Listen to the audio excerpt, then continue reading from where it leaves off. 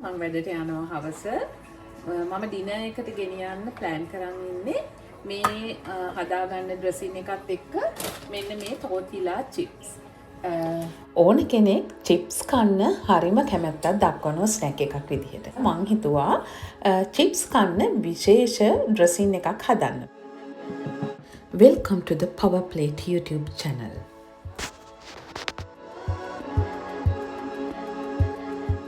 මේ දැන් මම ඔයාලට පෙන්නන්නේ ඕගනික් චිප්ස් වර්ගයක්. මේක හඳුන්වන්නේ තෝර්තිලා කියලා.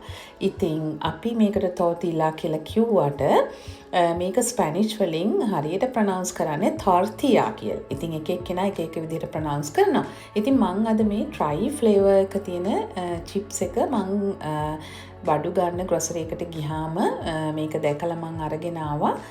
මේක අර සාමාන්‍යයෙන් ලුණු ඒ වගේම සැචුරේටඩ් ෆැට් වලින් සංතෘප්ත වෙලා තියෙන පොටේටෝ චිප්ස් වගේ නෙවෙයි. මේක ඕගනික් හෙල්දි චිප්ස් වර්ගයක්.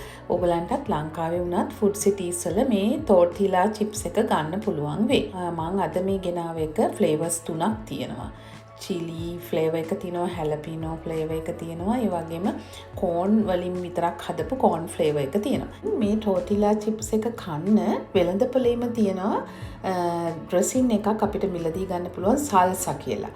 ඉතින් ඒ සල්සා එක හරිම රසයි.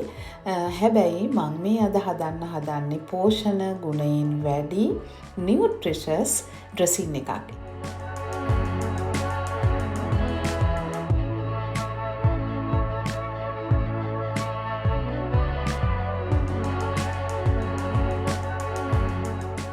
මේ තියෙන්නේ මං ගන්න ඉන්ග්‍රේඩියන්ට්ස් ටික. මං කොටේජ් චීස් පාවිච්චි කරනවා, ඒ වගේම ටූනා සැමන් ටින් දෙකක්, ටොමැටෝස්, අනියන්, ග්‍රීන් චිලිස්,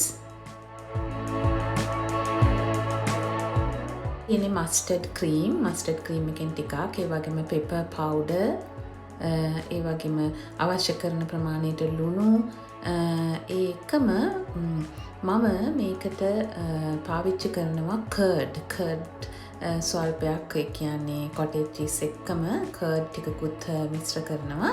ඉතින් මේවා තමයි මගේ ඉන්ග්‍රේඩියන්ට්ස්. ඉතින් දැන් බලමු අපි කොහොමද මේ ඩ්‍රෙසින් එක හදන්නේ කියලා.